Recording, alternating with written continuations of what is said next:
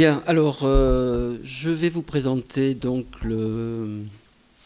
l'offre d'atelier de projet d'architecture, puisque là, dans les 2 journées que vous avez, là, il y a à la fois la présentation des optionnels, des séminaires et des ateliers de projet. Donc ça, c'est un atelier de projet. Et je rajoute tout de suite, c'est un atelier de projet d'architecture, malgré son intitulé. D'ailleurs, l'intitulé qui vous a été donné n'est pas le bon. Il y avait architecture, art, paysage. Ça s'appelle art, architecture, paysage. L'architecture est au milieu. Je vous dis ça, ce n'est pas une boutade. Ça a quand même un lien avec un peu la philosophie du projet. Donc, projet d'architecture en master, transversal, S7, S9. C'est-à-dire que vous allez travailler ensemble, les étudiants de S7 et les étudiants de S9. On fonctionne par binôme. On a 15 binômes, un étudiant S7, un étudiant S9. D'ores et déjà, pourquoi que 30 étudiants? Parce que pour travailler correctement, pour vous suivre correctement, il y a un chiffre à ne pas dépasser. Donc on se limite volontairement à 30 étudiants, 15 de S7 et 15 de S9. Donc je m'appelle Dominique Antania, pour ceux qui ne me connaissent pas, donc enseignant dans cette école, première année, on a dû se croiser, et donc en master et en PFE. Alors l'équipe d'enseignants, donc avec moi, donc architecte et enseignant, TPCAU. Il y a Bernard Brunet, qui est paysagiste, qui est également plasticien urbaniste, et qui est donc enseignant en paysage. Et puis Ferran, que vous devez connaître également, j'imagine, Ferran Yusta, qui est donc architecte, et qui intervient, lui, dans le champ STA. Donc déjà, vous voyez que l'intitulé parle déjà de pluridisciplinarité, de transversalité, et le corps enseignant également, puisqu'il y a 2 architectes et un paysagiste.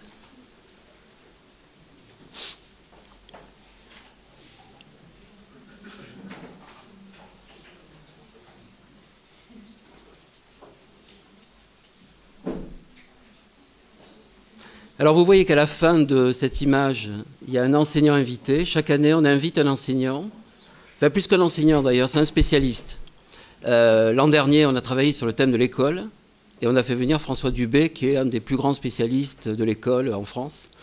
Et des étudiants qui étaient là l'an dernier ont pu apprécier l'épaisseur de l'individu. Hein, parce que c'est un système qu'on adopte, si vous voulez, à chaque fois qu'on décide d'une thématique pour l'année, on fait venir un spécialiste sur cette thématique qui permet d'éclairer énormément sur toutes les questions qui sont liées au thème qui est choisi. Donc ça, c'est pour les choses un peu générales. Maintenant, on va rentrer un peu dans le fond et dans la forme. Ce que j'appelle le fond, c'est l'offre pédagogique, les attendus qu'il y a derrière cette offre de projet, et puis également la forme, c'est-à-dire l'organisation, le mode d'organisation qui est proposé pour ce module de projet. Il y a mille et une façons de faire projet, tout dépend où l'on place les curseurs. Il y a, par exemple dans l'école de Bordeaux, plusieurs offres de projet. Et là, je n'y mets aucune hiérarchie ou quoi que ce soit. Simplement, je souhaite être clair sur un petit peu quelle est la spécificité, la singularité de la façon dont on travaille et justement comment on bouge les curseurs. Qu'est-ce qu'on met plus en évidence et puis un petit peu moins en évidence, parce que ça me semble important que vous ayez cette information pour choisir en toute connaissance de cause là où vous avez envie de travailler le projet d'architecture. Donc, ces curseurs, eh bien, on va les visualiser un petit peu. D'abord, je reviens sur l'intitulé. Art, architecture, paysage, ça ne veut pas dire qu'on va faire un projet artistique ou qu'on va faire un projet de paysage. Non, on va bien faire un projet d'architecture. Mais il nous semble intéressant d'aller croiser avec d'autres disciplines, notamment des pratiques artistiques qui posent un certain nombre de questions sur la société, sur la façon de se mettre en rapport avec le monde, de manière assez singulière, assez spécifique. De même, en paysage, le regard du paysage sur le vivant, et Dieu sait si c'est important aujourd'hui, est une information qui nous paraît quasi nécessaire et essentielle pour faire projet d'architecture, c'est-à-dire ce rapport au vivant. Et donc, le lien, on va le faire un peu constamment entre les questionnements de l'art, si vous voulez, et les questionnements du paysage, tout ça se croisant sur le projet d'architecture. Ça fait partie d'informations qu'on met un petit peu en évidence. Je parlais tout à l'heure de curseurs, mais il y a 2 curseurs là qui montent, hein, qui sont liés à ça et qui vont se croiser au travers du projet d'architecture. Bon, quelques images pour illustrer le propos. Maintenant, je parlais du vivant. Gagner l'énergie du vivant, je pense que le projet d'architecture se situe vraiment dans cette philosophie-là. Alors, comment? 3 entrées qui sont proposées. D'abord, activer plus qu'inventer. Vous verrez, le site qui est proposé d'ailleurs chaque année est un site assez fort. Hein. Il est, comment dire, c'est pas un site qui, en général, est possible dans la réalité, c'est-à-dire que la plupart du temps, les règles d'urbanisme ne permettent pas d'y intervenir ou d'y bâtir. C'est un site prétexte, si vous voulez, hein, un site support. Mais au-delà de ce site support, c'est un lieu, un territoire qu'on peut qualifier de fort, parce que tous les éléments qui le constituent sont très très forts et sont des éléments qui sont à même de nourrir extrêmement fortement le projet. Donc activer, ça veut dire qu'on part du principe que le lieu, le territoire où se situe le projet, il porte en lui déjà des éléments essentiels qui vont nourrir la fabrication du projet. Et activer, ça veut dire reconnaître la réalité et faire avec. Alors qu'inventer, ça voudrait dire peut-être se mettre un peu hors sol, si vous voulez. Moi, j'aime bien cette phrase de Jean Nouvel. Vous connaissez Jean Nouvel, j'imagine. Qui a dit il y a quelque temps, mais je trouve la phrase toujours forte. Il dit pour les architectes aujourd'hui, il ne s'agit pas d'inventer le futur, mais de manipuler le réel. Voilà. Et ça, c'est clairement dit, c'est-à-dire qu'on fait avec les réalités, si vous voulez, et on ne fait que les remanipuler. Donc, première entrée. Deuxième entrée, l'idée que travailler sur un territoire particulier, un site particulier, c'est-à-dire travailler sur le local, quelque part, ça parle du global. C'est-à-dire que derrière chaque prise de position de l'architecte ou de l'étudiant en architecture, il y a quelque chose qui va au-delà de la réponse précise par rapport à un programme et un site. C'est aussi une façon de penser le monde, une façon de se situer par rapport au monde, ce qu'on appelle une prise de position. Et ça aussi, c'est une deuxième entrée qui nous semble essentielle. Enfin, troisième entrée, c'est celle de la notion d'architecture responsable, donc qui allie à la fois une approche sensible, responsable sur la manière d'intégrer la notion d'écologie dans le projet, les ressources naturelles, le cycle de l'eau et la biodiversité dans le cadre bâti. Je le dis tout de suite, nous refusons l'idée que ça soit une application de recettes, bien évidemment. C'est plus une pensée du projet en amont. Hein. Donc, ce n'est pas des calculs, etc., qui vont se rapporter sur le projet. Non, non, c'est une pensée en amont de qu'est-ce que veut dire faire une architecture responsable. Et je ne vous apprends rien en vous disant qu'aujourd'hui, c'est une évidence, hein, notamment par rapport au sujet de cette année. Au final, qu'est-ce qui peut qualifier ou singulariser, si vous voulez, l'offre qui vous est proposée ? Elle est là dans ce petit texte et la suite éclairera sur un certain nombre de termes. Un éloge de la délicatesse, ça veut dire déjà la façon dont on a envie que vous travaillez. Hein. Donc en questionnant le faire-projet, au travers de l'art, de l'architecture et du paysage, j'en ai parlé. Cet enseignement a pour objectif de former les étudiants en architecture à une approche mêlant différents processus de conception confrontés à différentes échelles de projet et en épuisant des ressources singulières et spécifiques. Le projet d'architecture sera ainsi développé en construisant une réflexion entre une thématique et un territoire, un site, des habitants et des cultures. C'est ce que nous appelons le projet augmenté, d'où la terminologie de projet augmenté. Et vous verrez que cette notion-là, elle apparaît aussi dans la pédagogie, dans le système d'organisation du semestre, ou comment l'architecture et son projet peuvent se combiner à des enjeux territoriaux, écologiques et sociétaux, à des enjeux d'expression artistique, afin de proposer des réalisations à l'écoute.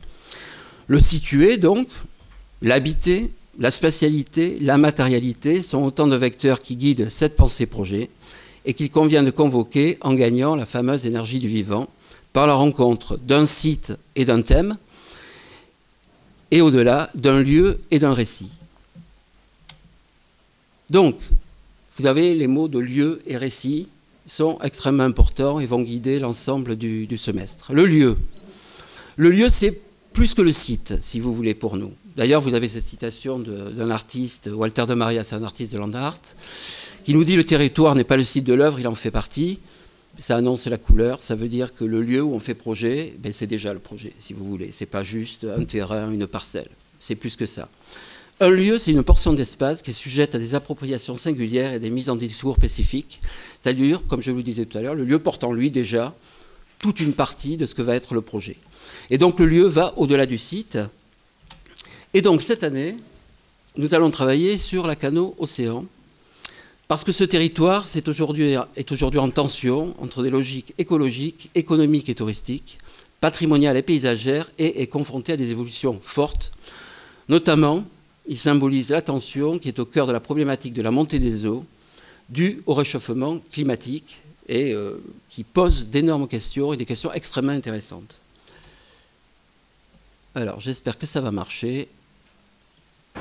C'est le paradis des surfeurs, des joggeurs et des baigneurs. Un paradis fragile, menacé par l'érosion. À la Cano, selon les projections, la côte pourrait reculer de 65 mètres d'ici 2040 et 165 mètres d'ici 2100. Alors la municipalité part au plus pressé. Après les grandes tempêtes de 2013-2014, elle a renforcé l'enrochement de la plage. Une protection plus fragile qu'il n'y paraît, on ne sait pas combien d'années elle tiendra. On n'a pas vraiment la réponse explicite à cette question-là. On espère évidemment qu'il va durer le plus longtemps possible, mais on commence déjà à réfléchir à la construction d'un ouvrage plus important. Consolider l'enrochement à moyen terme et à long terme, envisager tous les scénarios. À l'horizon 2050, la municipalité planche sur 2 solutions.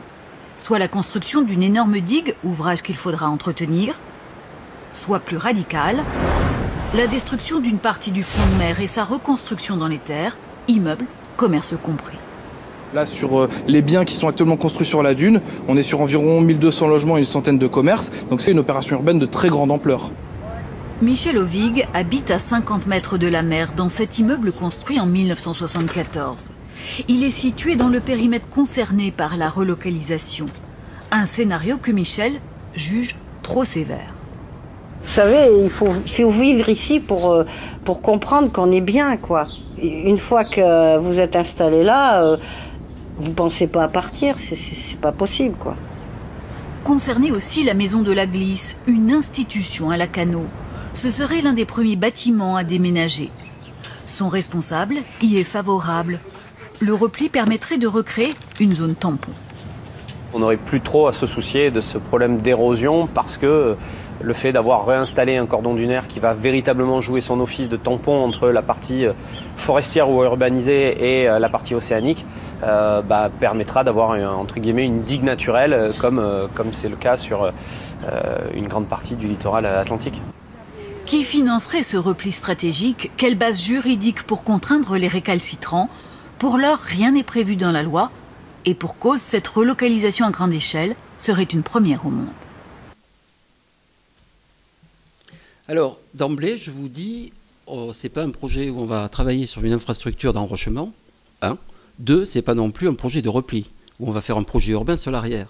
C'est bien un projet d'architecture qui se situe, comme le dit la phrase dessous, comment on fait avec et non contre. Donc il va y avoir une vraie difficulté, bien évidemment, un questionnement de faire avec cette montée des eaux, avec l'eau, quelle réponse architecturale par rapport à ces questions-là. Ça donc, je parle du lieu, je parle du site. Le territoire de projet va être donc, pour ceux qui connaissent un peu la Cano, depuis le restaurant là jusqu'à la maison du surf, sur une épaisseur, début d'épaisseur de la façade jusqu'à l'océan. Voilà. Donc ça, c'est le territoire qui vous est proposé. Après, vous aurez à vous positionner, où vous vous mettez, comment vous vous mettez, pourquoi vous vous mettez là, etc. Donc ça, c'est l'entrée du lieu. Maintenant, l'entrée du récit, qui, comme le lieu était au-delà du site, le récit est au-delà du programme. Le récit, ça permet aux étudiants de réfléchir sur une thématique, sur une problématique, avant de basculer dans une programmation.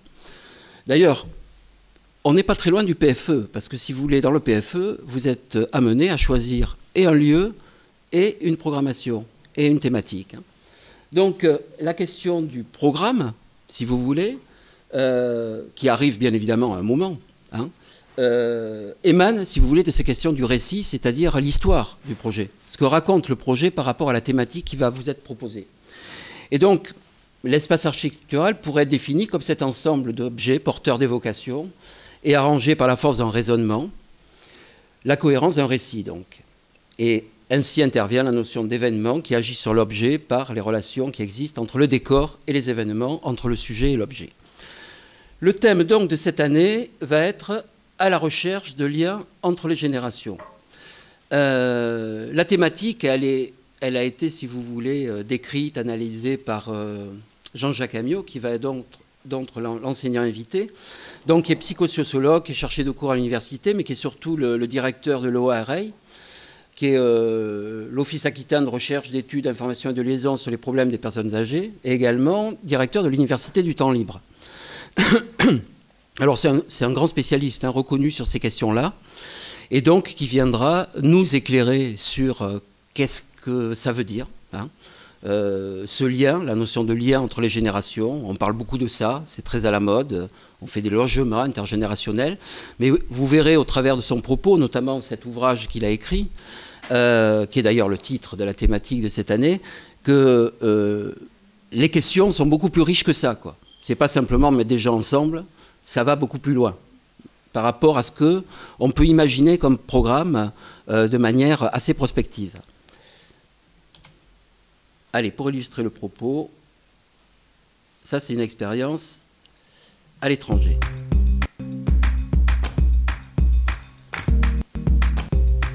Réunir des ados et des 50 ans et plus pour améliorer le bien-être d'une communauté, c'est un beau défi qu'a parfaitement relevé l'équipe de l'arrondissement de l'Île des Sœurs. C'est une expérience, ça a déjà réussi. C'est la première à Montréal. On va voir ce que ça va donner. Et moi, je suis ravi, là, au bout d'1 mois maintenant, là, de voir de la façon que c'est parti. Plus d'1 million de dollars a été investi pour créer la maison intergénérationnelle à partir d'une ancienne station-service Esso. Bâtiment historique construit par un des architectes les plus célèbres du 20e siècle. Une valeur patrimoniale à respecter. Et on a choisi de tout faire en noir et blanc pour préserver l'espèce de désir de pureté qui caractérisait Miss Van der Rohe.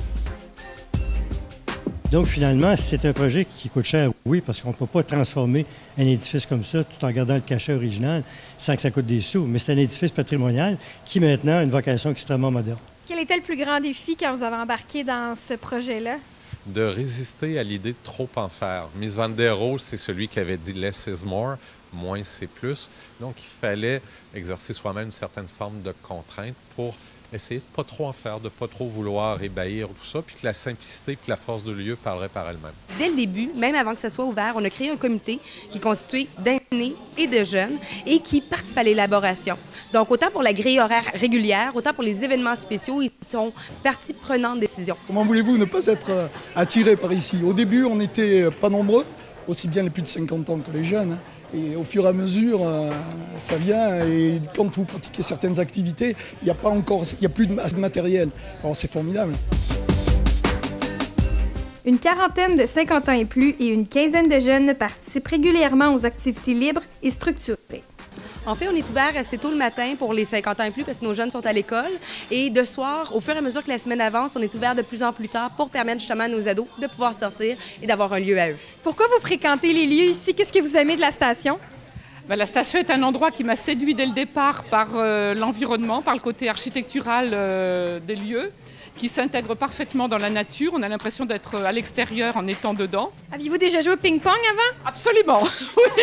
Mais il y avait, je pourrais dire, une dizaine d'années que je n'avais plus retouché une raquette. Louise, comment vous trouvez ça de jouer avec des jeunes comme ça, puis à la oui? Ils sont adorables. Ils sont bien gentils, parce que moi, je suis pas habituée avec des jeunes. J'ai jamais été maman, j'ai ni frère ni sœur, alors c'est amusant.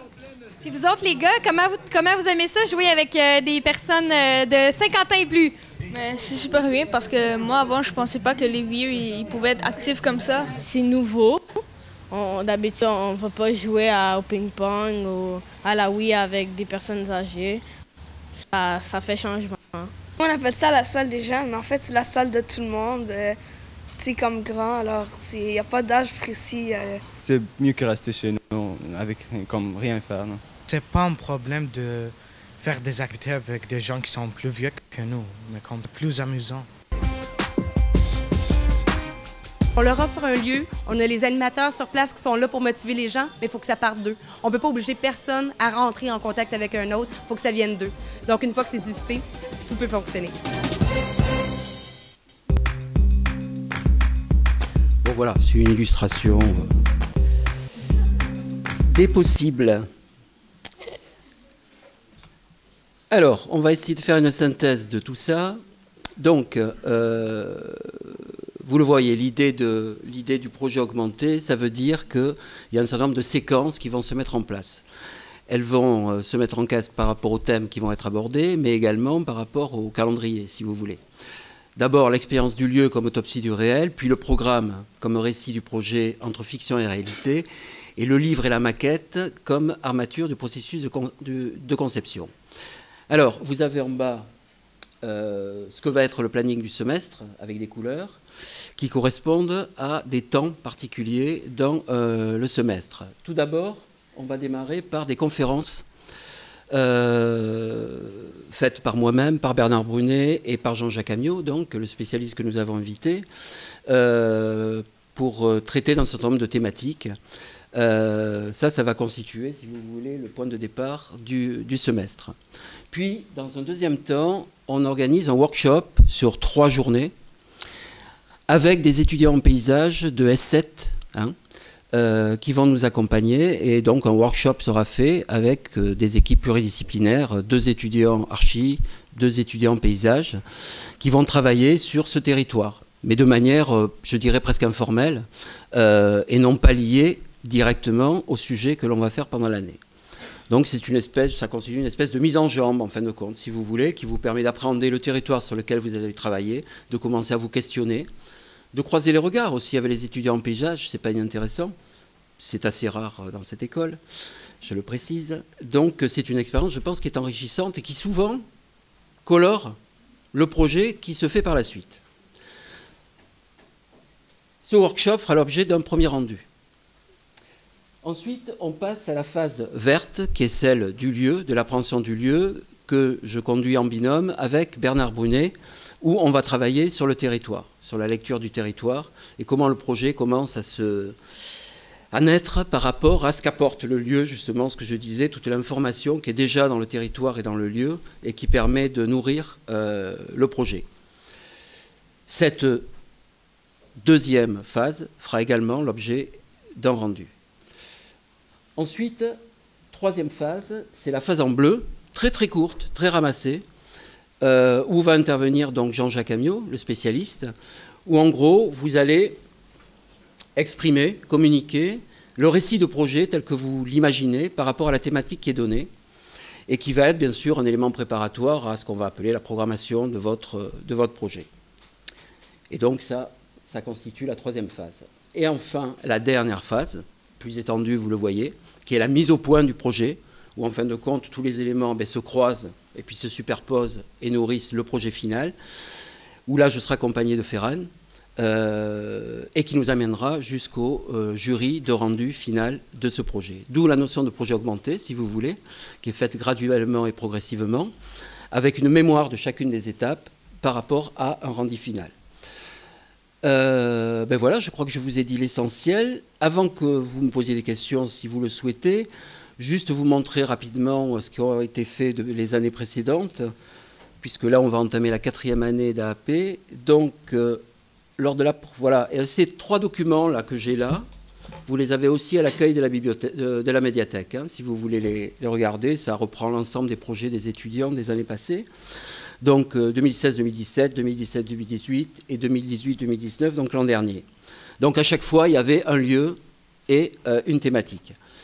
Donc en 2016-2017, on a travaillé à Castès-en-Dorthe, c'est là où se rencontrent la Garonne et le canal du Midi. C'est un lieu assez étonnant aussi, assez fort, et avec une thématique qui était plus ou moins donnée, c'était la permaculture. Et donc voilà, je vous montre quelques images qui illustrent les différents projets. Ce qui est intéressant à noter, c'est la diversité des projets qui sont proposés.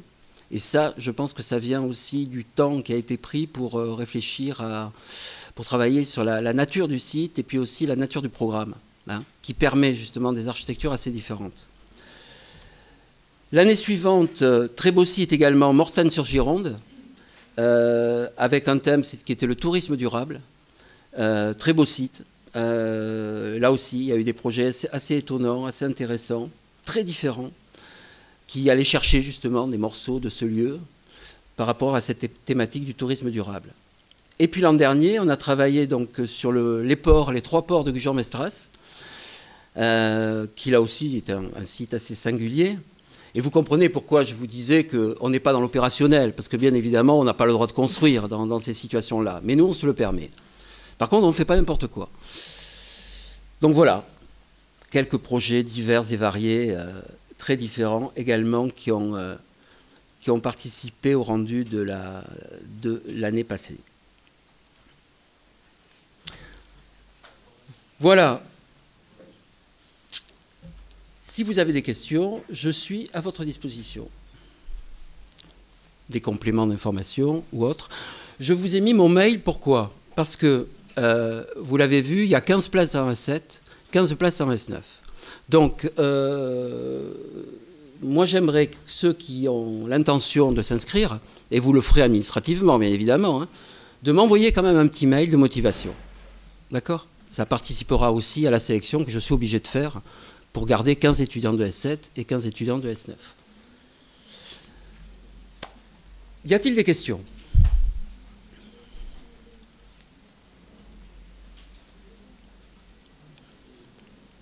Est-ce que l'offre est claire? Oui?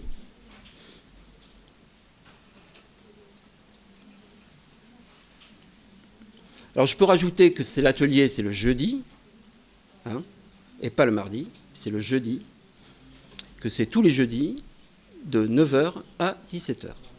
Voilà. Et pour ceux qui sont arrivés en retard, je rappelle que le système de fonctionnement, ce sont des binômes qui associent un S7 et un S9. Hein.